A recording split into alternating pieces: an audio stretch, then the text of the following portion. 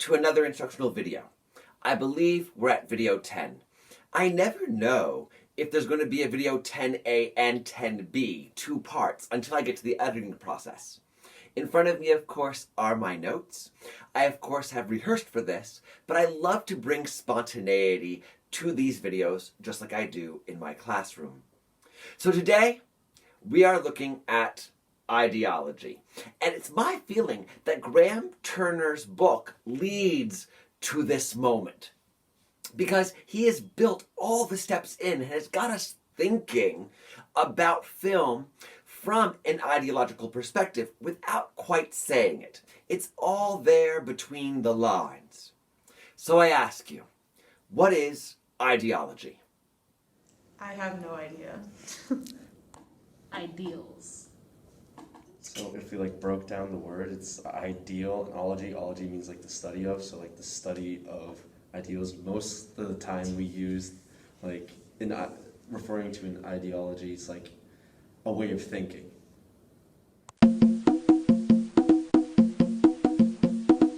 So I like to think of ideology as a miasma. And a miasma is this gaseous state, and it's just in the air. Ideology is floating around us. We don't realize all the time that it is happening. We're just taking it in and reacting off of it. So I think of it as osmosis is another way of looking at it. There are these ideas about what is normal within the society in which we live.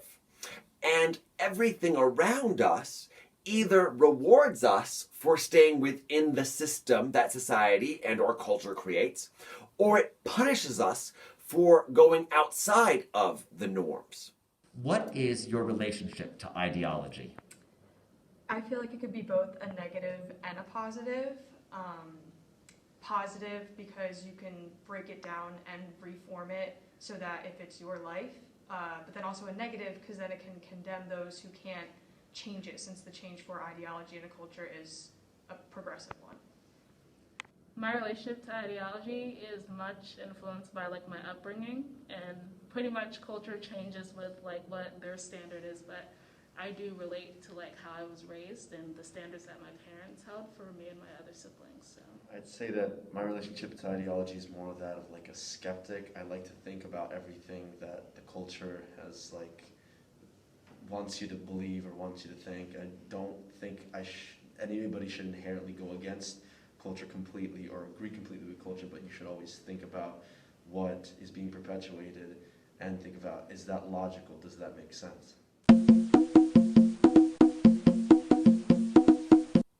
And one of the ways to look at U.S. history and film history and overall is to look at how gender manifests itself on film through time.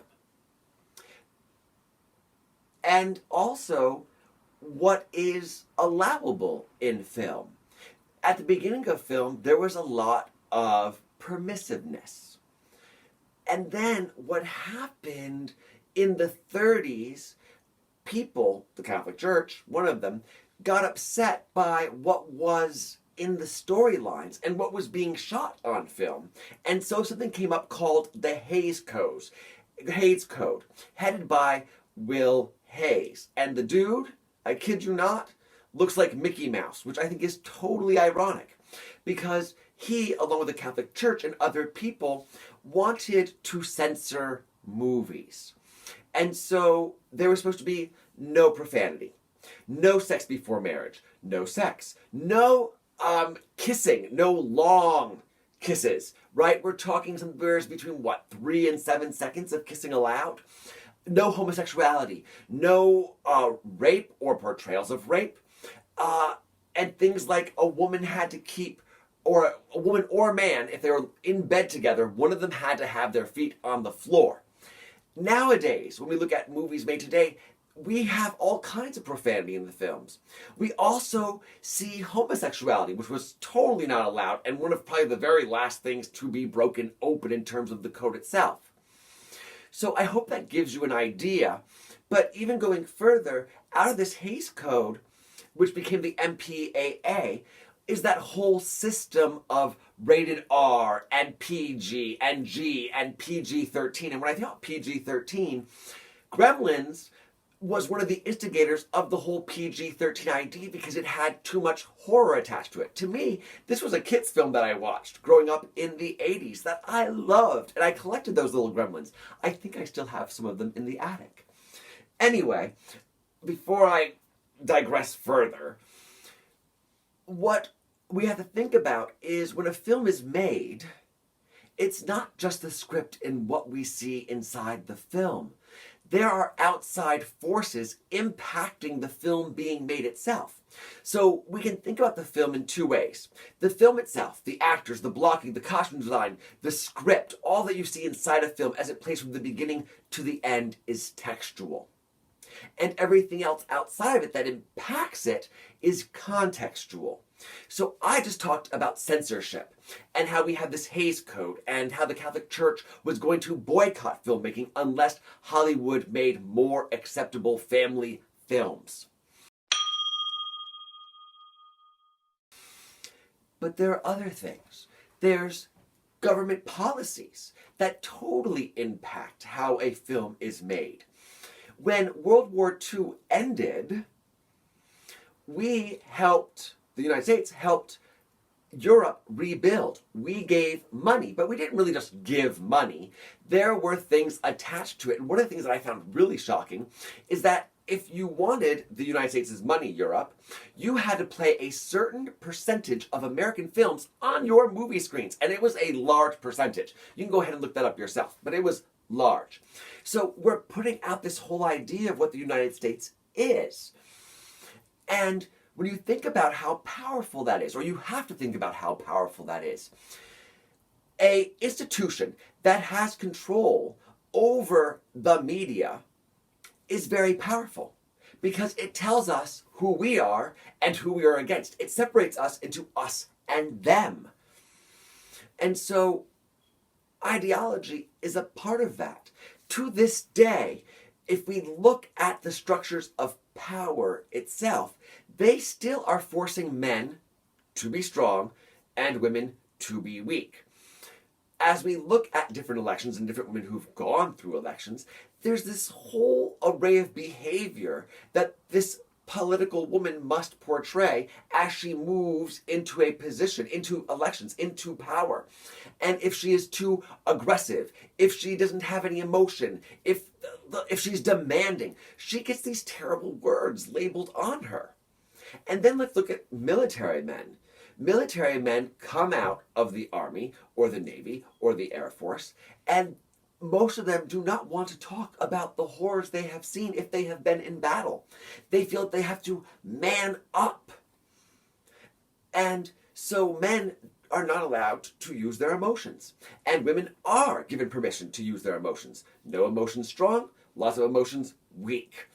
And that's still in our system, and we can see that in our movies based on, if you ever noticed, how often a woman cries in a movie and how often a man cries in a movie. Even in something like, you can look at that through 2010 to 2020 and probably beyond, unless we as a society change it.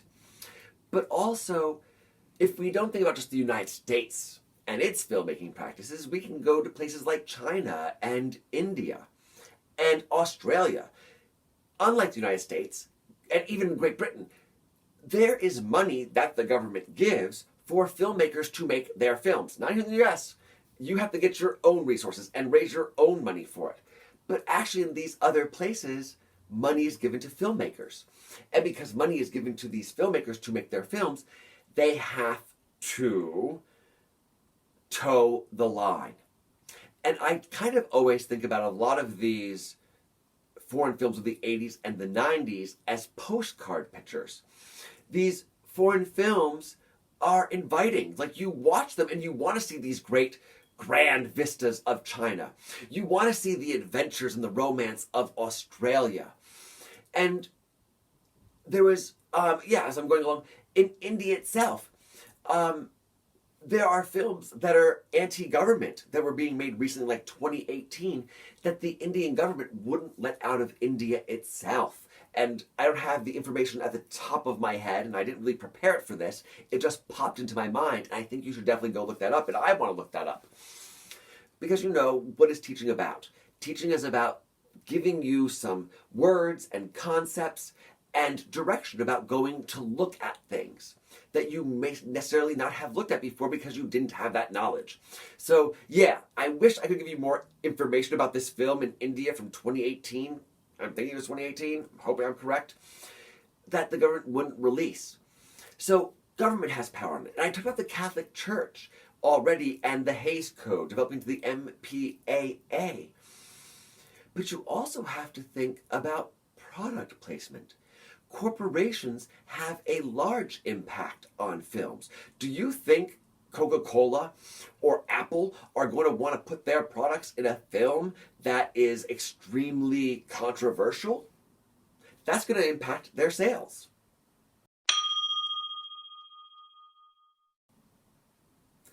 And so one of the things I always think about too with product placement, and that's not product placement, but the actual marketing of films for kids, think about how many Happy Meals are tied to the movie industry. And I've always wondered, I've never had a chance to look, like, how much money does McDonald's make off of working with Hollywood to advertise their product in a Happy Meal?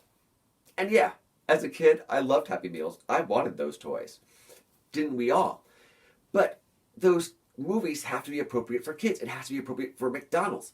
So there's all of these ideas. And yeah, of course, once I have my first child, I am going to monitor what that child watches. I think we all will, because there is a time and place for a child to learn about the world.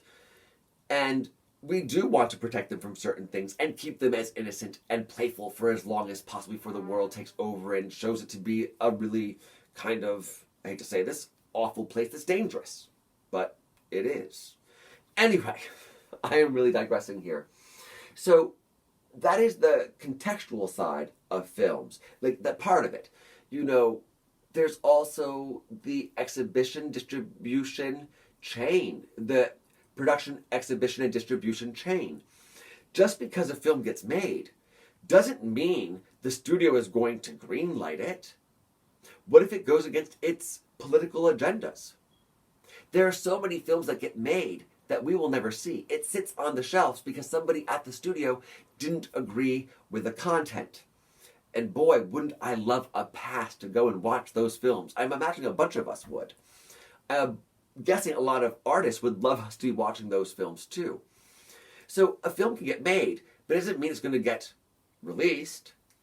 And theaters are independent from movies to a certain extent, and they may not be willing to take on a film if it's against their political interests or religious interests or moral ideas.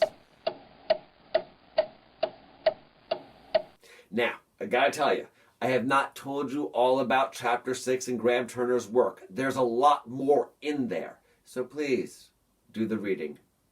I look forward to making you another instructional video. Bye-bye. Welcome to another instructional video. I believe we're at video 10. I never know until I start editing the instructional video together whether there's going to be a 10A and a 10B. So, yeah, this is really just a lighting test.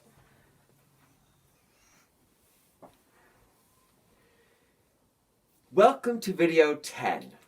This week's instructional video will be examining ideology.